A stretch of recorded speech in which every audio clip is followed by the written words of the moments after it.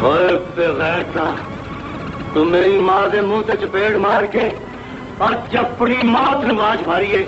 मैं तन्नू अस्सलाम वालेकुम, मैं तारक सानी ते तुसी वेख रहे हो मेरा YouTube channel rapper entertainment plus. अज फिल्म लैके आया एक पुत्र ते एक वीर। इस फिल्म ते पहले भी मैं तारफ पेश कर चुकिया, लेकिन वो मुख्तसर तारफ सी ते हुण तफसीली तारफ लैके तुहाडी खिदमत जिस फिल्म दा हाज़र हो रहा, उस फिल्म का नाम है एक पुत्र एक वीर। 10 अप्रैल 1981 बरोज़ जुमा रिलीज़ होने वाली एक रंगीन पंजाबी फिल्म एक पुत्र ते एक वीर। इस फिल्म का टाइटल रोल अदाकार यूसुफ खान ते मुस्तफा कुरैशी ने अदा किया है। इस फिल्म के अदाकार यूसुफ खान, मौत का शिकार नजमा, डैडी जरा बड़े नाराज हो गए। तू ऐसा करके फिल्म देख के आ जा। मुस्तफा कुरैशी, औरंगजेब, नीच साथ हमेशा करीब दी होती है। अदीब, बदरू ज़ाहिर शाह, फजूल गला करके पहलवान का टाइम जाया न कर। नन्ना, असी ते हमेशा रही सच। रंगीला, दलील तेरा सारा खानदान साइका, हाँ, तेरी इज्जत। सबिया खानम, मेरा गुलाम बनके मेरी खिदमत नैयर सुल्ताना, ना कोई सहारा। हबीब, हमने तेरे ते एवं हाथ नहीं चुकिया होना अनवर। जग्गी मलक, चिंगेजी अलियास कश्मीरी मेरी लाडली धी दी ख्वाहिश है। ते नाज़ली दा इस फिल्म में सिर्फ एक गाना है। इस फिल्म के अदाकार वहीद डार, फिल्म साज मोहम्मद लतीफ, इनू लिखा है तनवीर काजमी ने ते एदा म्यूजिक दिता है मास्टर अनैत ने। और क़याम पाकिस्तान तो कबल जदों पाकिस्तान का ऐलान होता है तो बहुत सारे लोग हिजरत करके पाकिस्तान आते हैं। उन्हें आयात भी शामिल होता है तो आयात का किरदार अदाकार हबीब ने अदा किया है। आयात के नाल 10 साला ते ओदी बीवी तो ओदा बच्चा होंदा है जिहड़ा इस हिजरत के दौरान ओदे कोलों विछड़ जाते हैं और वो पाकिस्तान आ जाता है। और उसका जिहड़ा तमाम कारोबार, तमाम दौलत, तमाम जायदाद वो हिंदुस्तान विच रह जाती है। इत्थे आंदा है और इत्थे आके ओदी मुलाकात दौलत खान नाल होंदी है। दौलत खान का किरदार अदाकार नन्ना ने अदा किया है। दौलत खान जदों उन्होंने मिलता है तो उन्होंने मशवरा देता है, यार कि तू इस तरह कर, अगर तू दौलत हासिल करनी है तो तू शादी कर लै।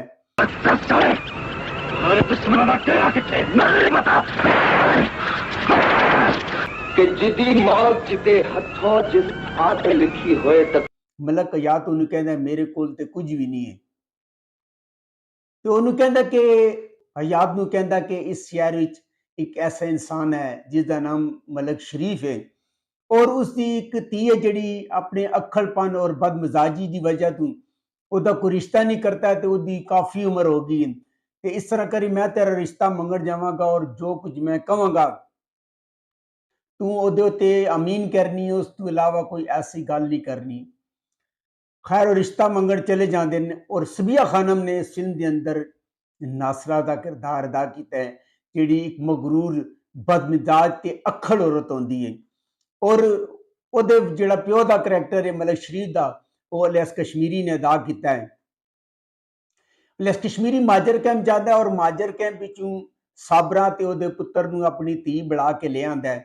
ਜਦੋਂ ਸਾਬਰਾ ਨੂੰ ਨਾਸਰਾ ਸਬੀਆ ਖਾਨਾ ਵੇਖਦੀ ਹੈ ਉਹਨੂੰ ਬਹੁਤ ਗੁੱਸਾ ਆਂਦਾ ਹੈ ਔਰ ਕਹਿੰਦਾ ਹੈ ਕਿ ਅੱਬਾ ਤੂੰ ਇਹ ਕਿਸ ਚੀਜ਼ ਨੂੰ ਚੁੱਕ ਕੇ ਲੈ ਆਇਆ, ਕਿਉਂਕਿ ਉਹ ਮਗਰੂਰ ਹੁੰਦੀ ਹੈ ਤੇ ਉਹਦਾ ਪਿਓ ਨੂੰ ਸਮਝਾਉਂਦਾ ਕਿ ਮੈਂ ਉਹਨੂੰ ਆਪਣੀ ਧੀ ਬਣਾ ਕੇ ਲੈ ਆਇਆ। नासरा कहती ये धी नहीं बल्कि मैनू अपनी नौकरानी बढ़ा के रखांगी। साबरा का किरदार अदाकार नैयर सुल्ताना ने अदा किया है। तो उसका एक पुत्र भी होंदा है जिसका नाम असलम होंदा है और याद दी ते नासरा की शादी हो जाती है। नैयर सुल्ताना जो शादी तो बाद वो खामद नहीं वेखती है तो हैरतज़दा रह जाती है क्योंकि वो जिहड़ा मलक याद है वो उसका खामद होंदा है जिहड़ा कि हिजरत के दौरान विछड़ जाता है। दोवें एक दूजे नूं दसदे नहीं हन।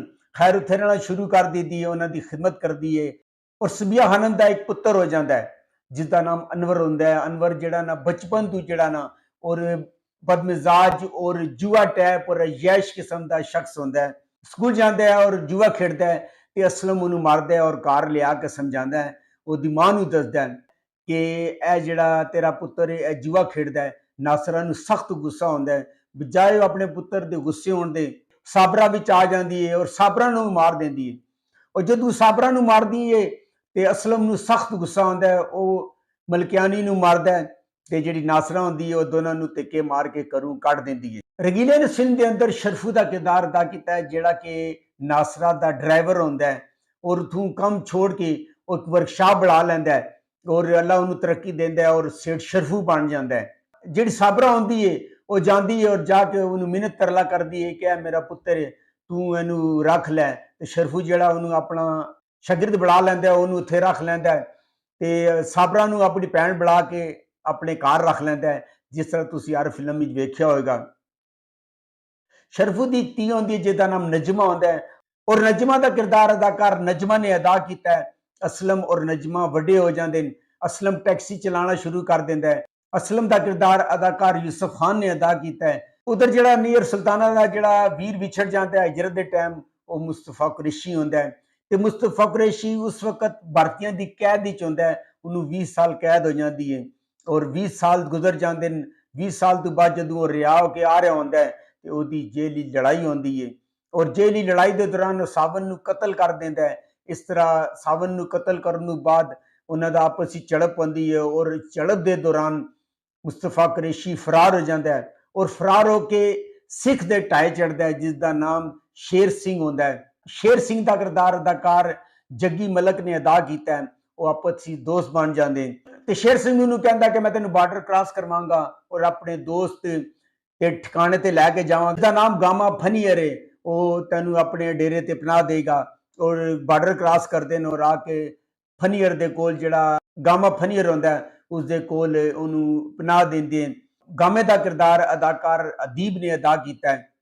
ਜ਼ਹਿਰ ਸ਼ਾਹ ਜਿਹੜਾ ਹੁੰਦਾ ਉਹ ਇੱਕ ਬਦਮਾਸ਼ ਹੁੰਦਾ ਹੈ ਔਰ ਟੈਕਸ ਵਸੂਲ ਕਰਦਾ ਹੈ ਔਰ ਇਸ ਟੈਕਸ ਵਸੂਲੀ ਦੇ ਦੌਰਾਨ ਸ਼ਰਫੂ ਦੀ ਦੁਕਾਨ ਤੇ ਜਾਂਦਾ ਹੈ ਔਰ ਉਹਦੇ ਕੋਲ ਟੈਕਸ ਲੈਂਦਾ ਹੈ ਤੇ ਅਸਲਮ ਆ ਕੇ ਉਹਨੂੰ ਮਾਰਦਾ ਹੈ ਤੇ ਅਸਲਮ ਤੇ ਉਹਦੀ ਦੁਸ਼ਮਣੀ ਦਾ ਆਗਾਜ਼ ਹੋ ਜਾਂਦਾ ਹੈ। ਔਰੰਗਜ਼ੇਬ ਨੇ ਫਿਲਮ ਦੇ ਅੰਦਰ ਅਨਵਰ ਦਾ ਕਿਰਦਾਰ ਅਦਾ ਕੀਤਾ ਹੈ, ਜਿਹੜਾ ਇੱਕ ਅਯਾਸ਼ ਤਬੀਅਤ ਸ਼ਖਸ ਹੁੰਦਾ ਹੈ ਔਰ ਸਬੀਆ ਖਾਨਮ ਦਾ ਪੁੱਤਰ ਹੁੰਦਾ ਹੈ। ਨਜਮਾ ਆਪਣੀ ਸਹੇਲੀਆਂ ਦੇ ਨਾਲ ਜਾਂਦੀ ਹੈ, ਰਸਤੇ ਵਿੱਚ ਗੱਡੀ ਦਾ ਟਾਇਰ ਪੈਂਚਰ ਹੋ ਜਾਂਦਾ ਹੈ। ਉਹਦੀ ਮੁਲਾਕਾਤ ਅਨਵਰ ਨਾਲ ਹੁੰਦੀ ਹੈ। ਅਨਵਰ ਗੱਡੀ ਆਪਣੇ ਦੋਸਤ ਦੇ ਹਵਾਲੇ ਕਰਦਾ ਹੈ ਔਰ ਉਹਨੂੰ ਕਹਿੰਦਾ ਹੈ ਕਿ ਇਹ ਪੈਂਚਰ ਤੂੰ ਲਗਵਾ ਕੇ ਆ, ਇਹ ਮੈਡਮ ਜਿਹੜੀ ਮੇਰੇ ਨਾਲ ਰੈਸਟ ਹਾਊਸ ਹੀ ਬੈਠਦੀਆਂ ਨੇ। ਉਹ ਰੈਸਟ ਹਾਊਸ ਵਿੱਚ ਨਜਮਾ ਨੂੰ ਲੈ ਕੇ ਜਾਂਦਾ ਔਰ ਤੇ ਸ਼ਰਾਬ ਪੀ ਕੇ ਉਹਦੀ ਇੱਜ਼ਤ ਲੁੱਟਣ ਦੀ ਕੋਸ਼ਿਸ਼ ਕਰਦਾ। ਅਸਲਮ ਆ ਜਾਂਦਾ ਹੈ ਔਰ ਅਸਲਮ ਆ ਕੇ ਉਹਨੂੰ ਮਾਰ ਕੇ ਨਜਮਾ ਨੂੰ ਲੈ ਜਾਂਦਾ ਹੈ। ਜਦੋਂ ਦੌਲਤ ਖਾਨ ਨੂੰ ਪਤਾ ਚੱਲਦਾ ਹੈ ਤੇ ਦੌਲਤ ਖਾਨ ਜਿਹੜਾ ਅਨਵਰ ਦੇ ਨਾਲ ਮਿਲ ਕੇ ਜਾਂਦਾ ਹੈ ਗਾਮੇ ਕੋਲ ਔਰ ਗਾਮੇ ਨੂੰ ਬਿਆਨਾ ਦਿੰਦਾ ਹੈ ਔਰ ਕਹਿੰਦਾ ਹੈ ਕਿ ਤੂੰ ਅਸਲਮ ਨੂੰ ਕਤਲ ਕਰਨਾ ਹੈ ਔਰ ਗਾਮਾ ਉਹਦਾ ਬਿਆਨਾ ਫੜ ਲੈਂਦਾ ਹੈ ਔਰ ਇਹ ਗਾਮਾ ਸ਼ਹਬਾਜ਼ ਖਾਨ ਤੇ ਜ਼ਰ ਸ਼ਾਹ ਸਾਰੇ ਘੇਰ ਕੇ ਜਿਹੜਾ ਅਸਲਮ ਹੁੰਦਾ ਉਹਨੂੰ ਬਾਰਡਰ ਦੇ ਕੋਲ ਲੈ ਜਾਂਦੇ ਨੇ, ਉੱਥੇ ਹਮਲਾ ਕਰਦੇ ਨੇ। ਇਸ ਹਮਲੇ ਦੇ ਦੌਰਾਨ ਅਸਲਮ ਜ਼ਖਮੀ ਹੋ ਜਾਂਦਾ ਹੈ, ਉਹਨੂੰ ਹਸਪਤਾਲ ਹੀ ਦਾਖਲ ਕਰਾਉਂਦੇ ਨੇ ਔਰ ਉਹਦੀ ਜਿਹੜੀ ਮਾਂ ਹੁੰਦੀ ਹੈ ਖੂਨ ਵਾਸਤੇ ਅਪੀਲ ਕਰਦੀ ਹੈ ਔਰ ਉਸਦੀ ਅਪੀਲ ਤੇ ਹਬੀਬ ਆਂਦਾ ਹੈ ਔਰ ਆਪਣਾ ਖੂਨ ਦਿੰਦਾ ਹੈ, ਲੇਕਿਨ ਕਿਸੇ ਨੂੰ ਇਸ ਚੀਜ਼ ਦਾ ਪਤਾ ਨਹੀਂ ਚੱਲਦਾ। ਸੈਕਾ ਨੇ ਫਿਲਮ ਦੇ ਅੰਦਰ ਛਮਾ ਦਾ ਕਿਰਦਾਰ ਅਦਾ ਕੀਤਾ ਹੈ, ਜਿਹੜੀ ਕਿ ਦੌਲਤ ਖਾਨ ਨੰਨੇ ਦੀ ਧੀ ਹੁੰਦੀ ਹੈ। ਛਮਾ ਨਾਸਰਾ ਦੇ ਘਰ ਰਹਿੰਦੀ ਔਰ ਅਨਵਰ ਦੀ ਨਜ਼ਰ ਉਹਦੇ ਉੱਤੇ ਹੁੰਦੀ ਹੈ ਔਰ ਉਹਦੀ ਇੱਜ਼ਤ ਲੁੱਟਣ ਦੀ ਕੋਸ਼ਿਸ਼ ਕਰਦਾ ਹੈ। ਇੱਕ ਦਿਨ ਮੌਕਾ ਵੇਖ ਕੇ ਉਹ ਕੋਕੋ ਕੋਲਾ ਦੇ ਬਾਣੇ ਉਹ ਛਮੋ ਦੀ ਇੱਜ਼ਤ ਲੁੱਟ ਲੈਂਦਾ ਹੈ। ਛਮੋ ਆਂਦੀ ਔਰ ਆ ਕੇ ਆਪਣੇ ਪਿਓ ਨੂੰ ਦੱਸਦੀ ਹੈ ਕਿ ਅਨਵਰ ਨੇ ਧੋਖੇ ਨਾਲ ਉਹਦੀ ਇੱਜ਼ਤ ਲੁੱਟ ਲਈ ਹੈ। ਜਦੋਂ ਦੌਲਤ ਖਾਨ ਸੁਣਦਾ ਹੈ ਉਹਨੂੰ ਸਖਤ ਗੁੱਸਾ ਆਉਂਦਾ ਹੈ ਔਰ ਜਾਂਦਾ ਔਰ ਜਾ ਕੇ ਮਲਕਿਆਣੀ ਦੇ ਅੱਗੇ ਔਰ ਯਾਦ ਦੇ ਅੱਗੇ, ਇਹਨਾਂ ਦੇ ਅੱਗੇ, ਅਨਵਰ ਦੇ ਅੱਗੇ ਇਲਤਜਾ ਕਰਦਾ ਹੈ ਕਿ ਤੁਸੀਂ ਮੇਰੀ ਧੀ ਦਾ ਰਿਸ਼ਤਾ ਕਰ ਲਓ। ਕੋਈ ਵੀ ਇਸ ਚੀਜ਼ ਉਤੇ ਰਾਜ਼ੀ ਨਹੀਂ ਹੁੰਦਾ। ਛਮਾ ਜਿਹੜੀ ਹੁੰਦੀ ਹੈ ਗੁੱਸੇ ਚ ਆ ਕੇ ਆਪਣੇ ਪਿਓ ਨੂੰ ਗੋਲੀ ਮਾਰ ਦਿੰਦੀ ਹੈ ਔਰ ਆਪਣੇ ਆਪ ਨੂੰ ਵੀ ਗੋਲੀ ਮਾਰ ਕੇ ਖੁਦਕੁਸ਼ੀ ਕਰ ਲੈਂਦੀ ਹੈ।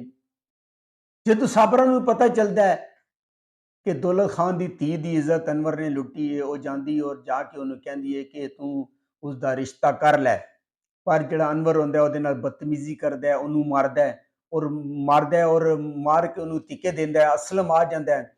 ਅਸਲਮ ਦੀ ਤੇ ਅਨਵਰ ਦੀ ਝੜਪ ਹੁੰਦੀ ਹੈ ਔਰ ਇਸ ਝੜਪ ਦੇ ਦੌਰਾਨ ਜਦੋਂ ਮਲਕਿਆਣੀ ਸਾਬਰਾ ਨੂੰ ਮਾਰਦੀ ਹੈ ਤੇ ਅਸਲਮ ਜਿਹੜਾ ਹੁੰਦਾ ਔਰ ਸਾਬਰਾ ਨੂੰ ਬਚਾਉਂਦਾ ਹੈ ਔਰ ਮਲਕਿਆਣੀ ਨੂੰ ਮਾਰਦਾ ਵੇ। ਮਲਕਿਆਣੀ ਜਦੋਂ ਮਾਰਦਾ ਮਲਕਿਆਣੀ ਨੂੰ ਸਖਤ ਗੁੱਸਾ ਆਉਂਦਾ ਹੈ ਤੇ ਅਸਲਮ ਨੂੰ ਕਹਿੰਦੀ ਹੈ ਤੇਰੇ ਤੇ ਪਿਓ ਦਾ ਕੋਈ ਪਤਾ ਨਹੀਂ ਹੈ, ਤੂੰ ਆਪਣੀ ਮਾਂ ਕੋਲ ਪੁੱਛ ਕੇ ਤੇਰਾ ਪਿਓ ਕੌਣ ਹੈ।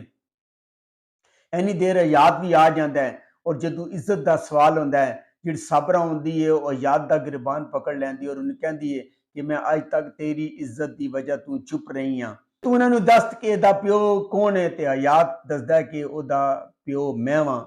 ਇੰਨੀ ਬੇਇੱਜ਼ਤੀ ਤੋਂ ਬਾਅਦ ਜਿਹੜੀ ਨਾਸਰਾ ਹੁੰਦੀ ਹੈ ਸਾਰਿਆਂ ਦੀ ਦੁਸ਼ਮਣ ਬਣ ਜਾਂਦੀ ਹੈ। ਖੈਰ ਉਹਨਾਂ ਦੀ ਆਪਸ ਵਿੱਚ ਝੜਪ ਹੁੰਦੀ ਹੈ। ਜਿਹੜਾ ਅਨਵਰ ਖਾਨ ਹੁੰਦਾ ਹੈ, ਅਨਵਰ ਖਾਨ ਮਾਂ ਨੂੰ ਮਜਬੂਰ ਕਰਦਾ ਹੈ ਕਿ ਉਹ ਨਜਮਾ ਦਾ ਰਿਸ਼ਤਾ ਮੰਗੇ।